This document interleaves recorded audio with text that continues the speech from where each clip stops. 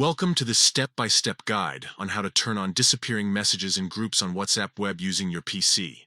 This feature is a fantastic way to enhance your privacy by automatically deleting messages after a set period. Let's dive right into the process. First, open WhatsApp web on your computer. To do this, launch your preferred web browser and navigate to web.whatsapp.com. Make sure you have your phone nearby to scan the QR code and log in. Once you're logged in, locate the group where you want to enable disappearing messages.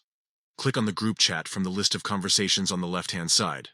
Next, click on the group name at the top of the chat window. This will open the group settings menu where you can access various options related to the group. In the group settings, find and click on the disappearing messages option. A prompt may appear explaining how this feature works. Simply click OK or Continue to proceed. Now you'll see options to select the duration for disappearing messages. You can choose between 24 hours, 7 days, or 90 days, depending on how long you want messages to remain visible before they are automatically deleted. Select your preferred time frame. Once you've made your selection, the feature will be activated for that group. From now on, any new messages sent in this chat will disappear after the chosen period. And that's it. You've successfully turned on disappearing messages for a WhatsApp group using WhatsApp web.